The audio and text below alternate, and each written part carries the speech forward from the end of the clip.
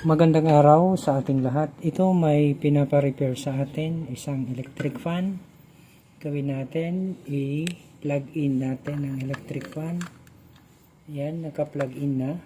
Tapos turn on tayo sa number 1. Pakiramdaman natin. Walang ugong. Sa number 2, ganun din.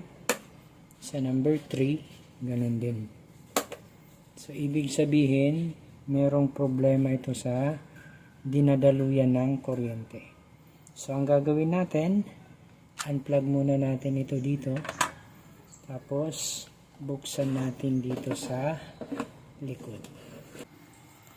At ito na, nabuksan na natin yung ating electric fan na ginagawa. Tinanggal muna natin yung fan guard at saka LEC. Diretso na tayo dito. Bali, hindi po tayo gagamit ng thermal fuse. Tayo po ay magbabypass. Ayan po yung dinugtungan natin ng wire.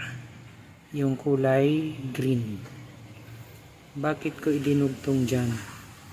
Tingnan natin dito sa baba. Ayan. Okay. Bali, mula sa plug, itong plug. Ito yun yan. Mula dito, ang lumabas sa kabilang dulo, kulay white at saka black. Tapos yung kulay white, yan po ay nakakonekta sa control switch. Bali yung hanapin natin, yung isang wire na may kadugtong na wire na papunta doon sa fan motor dito, no? Dito. Ayan. Papunta dito. Tapos nung tiningnan natin itong kulay black na mula sa plug, yan po ay konektado sa kulay green.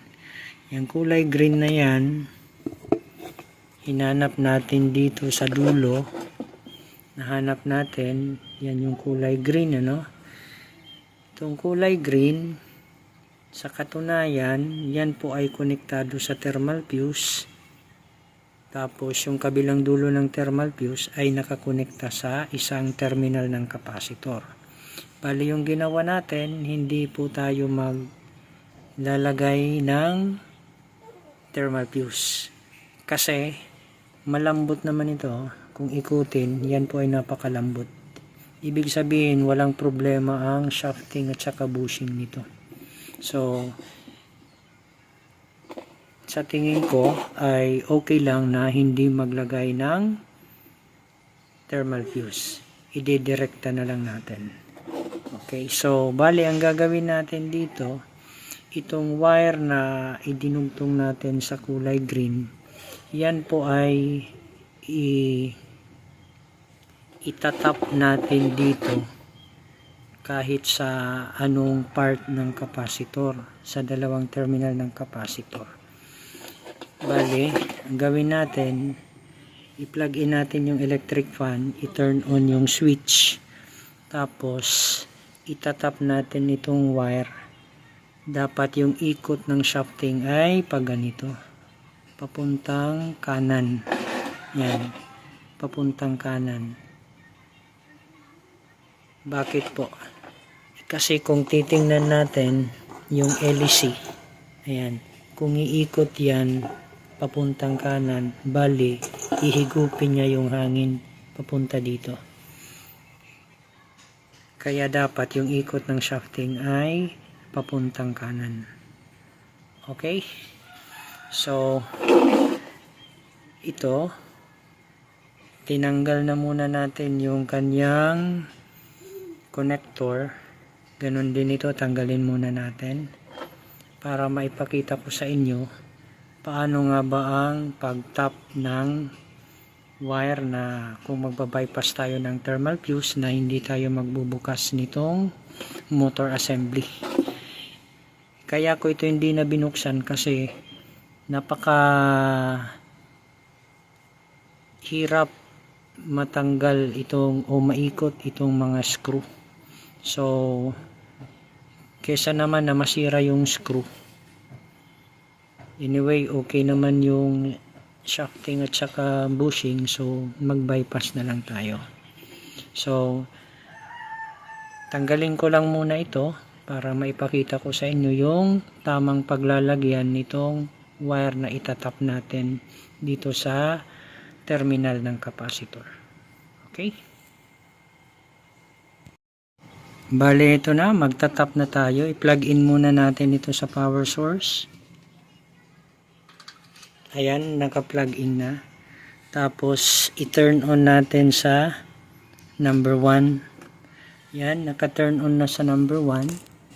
Tapos itap natin itong wire. Tingnan natin yung ikot ng shafting. Okay, itap natin dito.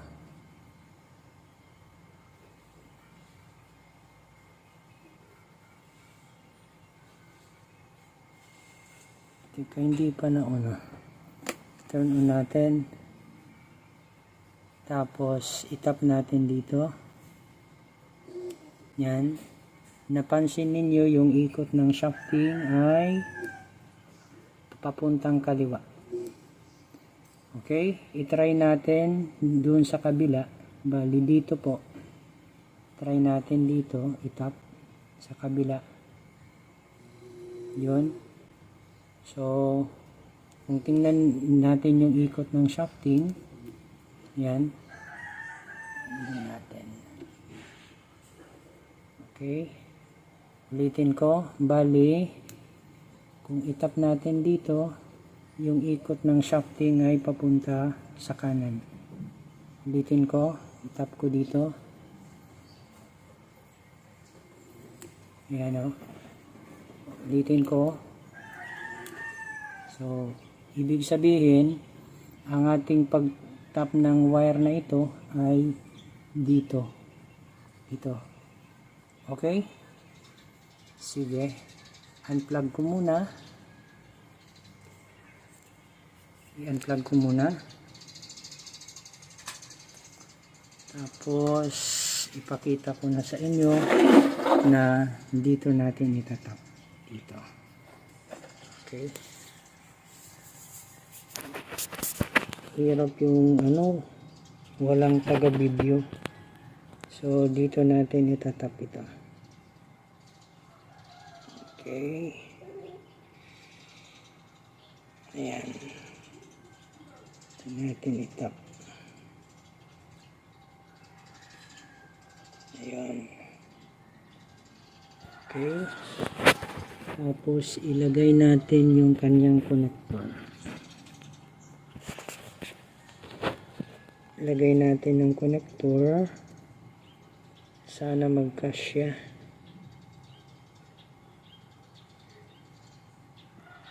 Kasya ba?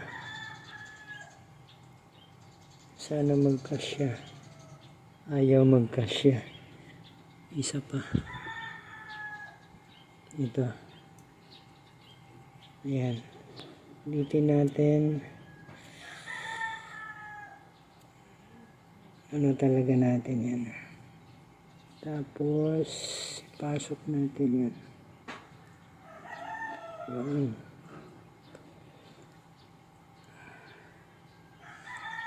Okay na.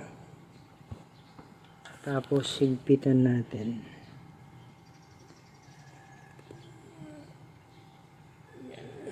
Nahigpitan na natin. Okay na yan. Tapos, itong isa, yung kanyang connector, ibalik na lang natin. Ibalik na lang natin yung isa. Yan. Okay. Tapos i-testing natin ito ulit. Yan. Lagay na natin yung kanya-kanyang mga close-in wire connector. Okay. Testing natin ulit. I-steady lang natin itong kanyang oscillation knob. Plug in ko. Okay, i-turn off muna natin para may suspense. i-plug in ko. Na-plug in ko na. Number 1 ko. Yan o. Pansin niyo yung ikot. Ganyan. Yun. Okay. So, okay na po yan. Bali yung ginawa natin, tayo po ay nag-bypass ng thermal fuse na hindi natin binuksan yung motor assembly. So, ang gagawin natin, lagyan lang natin ito ng electrical tape. Tapos, ibalik natin yung pagkaka-install nito dito. Magugas din tayo nito. Tapos, i-final testing natin mamaya. Ito na po yung ating ginawa. Nilagyan natin ng electrical tape yung dinugtungan natin na wire. Tsaka nilagyan din natin ng cable tie para hindi matanggal yung electrical tape. Tapos naglagay din tayo dito ng langis. Diyan. Nilagyan natin ito dito ng langis. Tsaka dito. Tapos hinugot natin. Hugot, tulak, hugot, tulak, hugot, tulak. Tapos may lumabas na konting kalawang, nilinis natin hanggang mawala na yung lumalabas na kalawang. So okay na ito.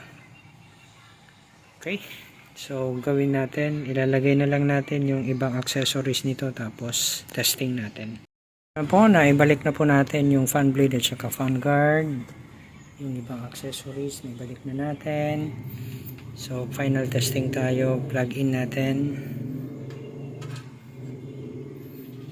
Ayan, naka-plug in na. On natin sa number 1. Ayan. Okay pa. Malakas pa naman yung ikot na LEC. Ayan, number 2.